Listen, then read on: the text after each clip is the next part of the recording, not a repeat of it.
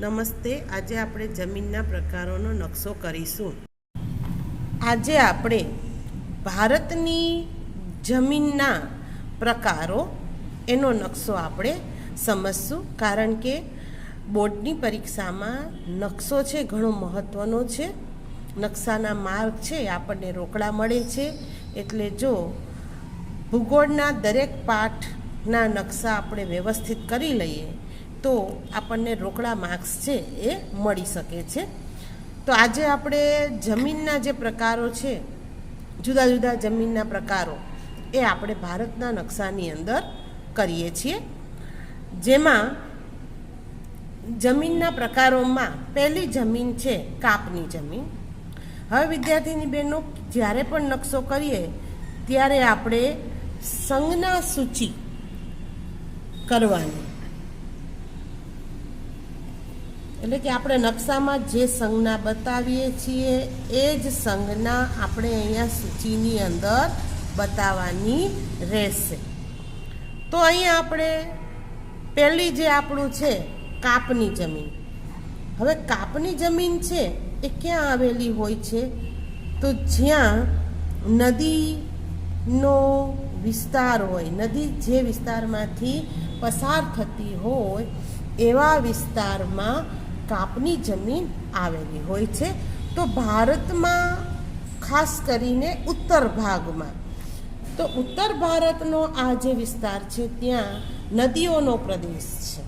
હિમાલયમાંથી નીકળતી નદીઓએ અહીંયા કાપના મેદાનોની રચના કરેલી છે. એટલે આપણે કોઈ પણ એક વિસ્તાર બતાવવાનો છે, એટલે આપણે કાપની જમીન માટેની સંજ્ઞા આપણે જો બતાવીએ તો આપણે આ રીતે ચોકડીમાં બતાવશું. તો અહીંયા જ્યાં કાપની જમીન છે અહીંયા આપણે આવી છૂટી છૂટી એની સંજ્ઞા બતાવી દઈશું. આપણે અહીંયા ચોકડીની નિશાની કરી છે.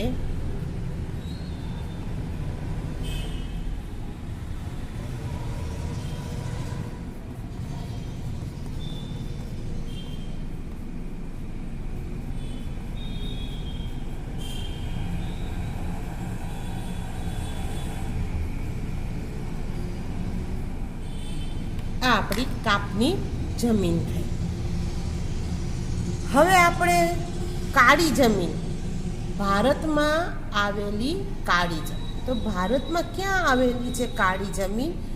તો એ વિસ્તાર આપણે બતાવવાનો છે. તો બીજો આપણો જમીનનો પ્રકાર છે કાળી જમીન.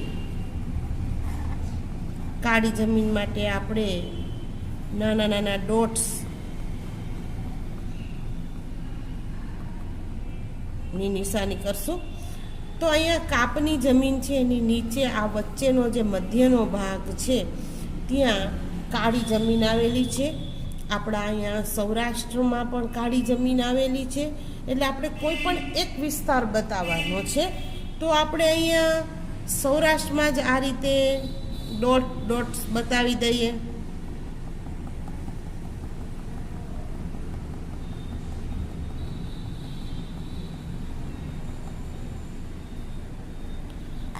અને આપણી આ થઈ ગઈ કાળી જમીન. ત્રીજો પ્રકાર છે રાતી જમીન, લાલાશ પડતી જમીનનો પ્રકાર, એટલે કે રાતી જમીન. તો ખાસ કરીને રાતી જમીન છે એ પહાડી પ્રદેશોમાં આવેલી છે. જ્યાં પર્વતીય ક્ષેત્રો હોય એવા વિસ્તારોમાં રાતી જમીન છે એ જોવા મળે છે. તો રાતી જમીન માટે આપણે સર્કલની નિશાની આ રીતે કરીશું.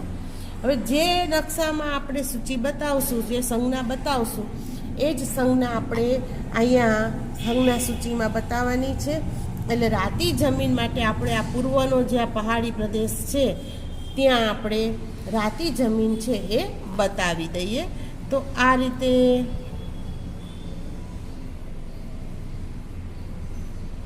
ભારતના પૂર્વના જે રાજ્યો છે ત્યાં આપણે રાતી જમીનનો આ વિસ્તાર છે અહીંયા બતાવીએ. આ બધી પર્વતીય ટેકરીનો વિસ્તાર છે. મણિપુર, મિઝોરમ, નાગાલેન્ડ, મેઘાલય, આ બધા વિસ્તારમાં રાતી જમીન છે આ પહાડી ક્ષેત્રમાં આવેલી છે. એટલે આ રાતી જમીન આપણી થઈ ગઈ. હવે આપણે ચોથો પ્રકાર છે લેટેરાઇટ જમીન. લેટેરાઇટ જમીન એટલે કે પડખાવ જમીન. લેટેરાઇટ જમીનને બીજા કયા નામથી ઓળખાય છે? પડખાવ જમીનના નામથી પણ ઓળખાય છે. આપણે અહીંયા લેટેરાઇટ જમીનની વાત કરીએ છીએ તો એના માટેની જે સંજ્ઞા છે એ સંજ્ઞામાં આપણે સંજ્ઞા કરીશું આ રીતે, આવી સંજ્ઞા કરીશું. તો લેટેરાઇટ જમીન છે એ પહાડી ક્ષેત્ર હોય એની બાજુમાં નીચેની તરફ છે એ આવેલી હોય છે. તો આપણે લેટેરાઇટ જમીન અહીંયા પશ્ચિમનો આ જે વિસ્તાર છે, પશ્ચિમ ઘાટ આવેલો છે. આ પશ્ચિમ ઘાટની પશ્ચિમ બાજુએ આ જે વિસ્તાર છે એ લેટેરાઇટ જમીનનો છે. એટલે આપણે અહીંયા લેટેરાઇટ જમીનમાં આ રીતે માઇનસની નિશાની કરી અને આપણે બતાવીએ આ લેટેરાઇટ જમીન એટલે કે પડખાવ જમીન, પર્વતીય ક્ષેત્રની બાજુમાં નીચેની તરફ આવેલી જમીન. હવે પાંચમો પ્રકાર છે પર્વતીય જમીનનો. તો પર્વતીય જે જમીન છે એ જમીનની આપણે સંજ્ઞા બતાવવાની છે. તો પર્વતીય જમીનની સંજ્ઞામાં આપણે ત્રિકોણ બતાવશું. તો અહીંયા જે ત્રિકોણ છે તો પર્વતીય ક્ષેત્ર છે. ભારતમાં જ્યાં હિમાલયના ક્ષેત્રો છે, જે ઊંચાઈવાળા વિસ્તારો છે, ત્યાં પર્વતીય જમીન આવેલી છે. તો આપણે હિમાલયના જે પર્વતીય ક્ષેત્રો છે એમાં અહીંયા આ જે ઊંચાઈવાળો ક્ષેત્ર છે એ ક્ષેત્રમાં અહીંયા પર્વતીય જમીન છે. તો ત્યાં આપણે પર્વતીય જમીન બતાવશું. આપણે ત્રિકોણની નિશાની કઈ રીતે, એટલે આ રીતે છૂટા છૂટા આવા ત્રિકોણ અહીંયા આવેલી જમીન વિસ્તારમાં બતાવી દેશું.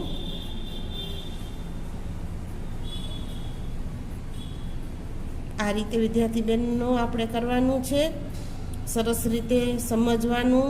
અને આ રીતે કરશો તો આ રીતે પર્વતીય જમીનની સંજ્ઞા આપણે બતાવી. હવે આગળનો જે છઠ્ઠો પ્રકાર છે રણ પ્રકારની જમીન. રણ પ્રકારની જે જમીન છે એ જમીનની અંદર જ્યાં રણ વિસ્તાર આપણા ભારતમાં આવેલો છે, તો આપણો કચ્છનો ઉત્તરનો ભાગ અને રાજસ્થાનનો જે વિસ્તાર છે અહીંયા એને ભારતીય મહામરુસ્થળનું રણ કહેવામાં આવે છે. તો આ રણ વિસ્તાર છે, આ રણ વિસ્તાર એ આપણી રણ પ્રકારની જમીનનો વિસ્તાર છે. તો આ રીતે આ ઉપરનો આટલો આ ભાગ છે એને આપણે આ રીતની સંજ્ઞાથી અહીંયા આપણે બતાવી દઈએ. તો આ આપણું થઈ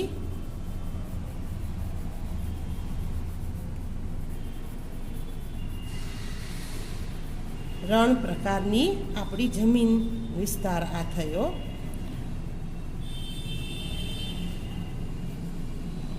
અને અહીંયા આપણે આ સંજ્ઞાનો યુઝ કર્યો છે, આપણે આ સંજ્ઞા વાપરી છે અને અહીંયા બતાવશું આપણી રણ પ્રકારની જમીન.